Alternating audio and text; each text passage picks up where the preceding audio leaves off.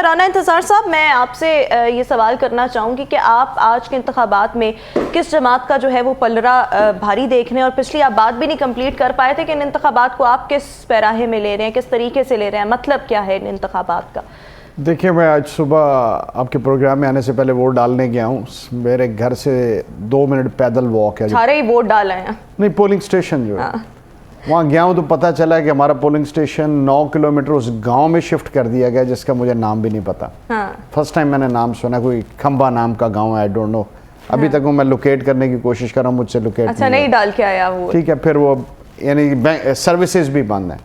तो कोशिश ये की जा रही है कि जो अर्बन एरियाज़ है लाहौर के, अभी काफ़ी सारी दोस्तों से बात हो रही थी, पता नहीं क्या रीज़न है, अब सबको पता है रीज़न भी क्या है कि अर्बन एरियाज़ के वोटों को दूर शिफ्ट किया गया ताकि ये मेरे घर में भी हम कुल 4 लोग हैं और सबके जो पोलिंग स्टेशंस हैं वो बड़े फासले पे अर्बन एरियाज को जो है स्प्लिट करके डिफरेंट एरियाज में जो to discourage them for casting vote, मुझे तो यही समझ आ रही है। दूसरा ये कि जब इस आजकल इंटरनेट का दौर है तो वोट आप कहीं भी कास्ट करते हैं, ज़रूरी तो नहीं कि पोलिंग स्टेशन उसी में आपने जाके करना है। ऑनलाइन सिस्टम करें, अब थंब करें, और बायोमेट्रिक जिस तरह हम बार्स के इलेक्शन भी करवाते हैं उसी तरह वोटर को ईजीनेस दें। और आज आपने सर्विसेज बंद करके तो सारा कुछ ही। बाकी रही बात आप जो कह रही हैं कि इलेक्शन क्या, अब इलेक्शन के 2 पहलू हैं।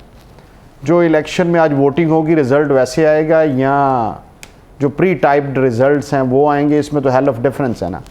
अगर तो आप कहती हैं कि according to ground realities vote आएंगे, तो फिर मेरा ज़ाती ख्याल ये है कि नून भी एक रियलिटी है, PTI भी एक रियलिटी है जो हम देख रहे हैं लाहौर के अंदर।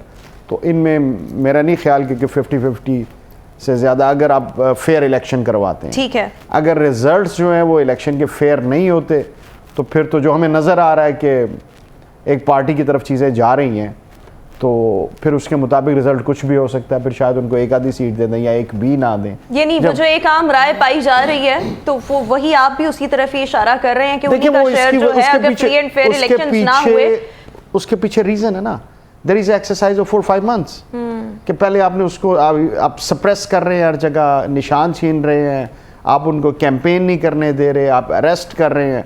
अभी कई वकला हमारे जो है वो उनको अरेस्ट किया गया जो हमारे इंटरेंट थे इलेक्शन के लिए, उनके लिए हम एफर्ट्स करते रहे। यानी कि ग्राउंड जो है वो भरपूर तरीके से तैयार किया गया है, और यही ग्राउंड जो था वो 2018 और ग्राउंड एक खास पार्टी के लिए तैयार किया गया है। और जब मैंने इसको डिग आउट किया कि मेरा वोट क्यों शिफ्ट हुआ है, तो वही मुस्लिम लीग नून के कैंडिडेट हैं, उन्होंने अपनी मर्जी से जो जहां जो पोलिंग स्टेशन किया है वहां पे वो जो अनऑफिशियली जब मैंने कॉल की, जिसको भी जैसे भी पता किया, उन्होंने कहा कि इस इलाके के जो पोलिंग स्टेशन है इनको इधर डाल दें, उधर वाले जो हैं इधर डाल दें, ताकि जो है वो जो वोटर है वो डिस्करेज हो।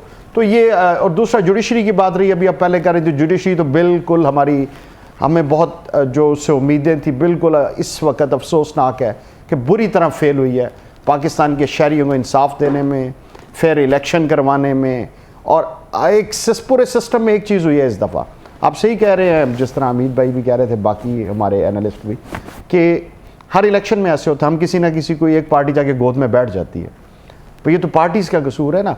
मगर इस दफ़ा एक चीज़ हुई है, हर चीज़ से पर्दा उठ गया।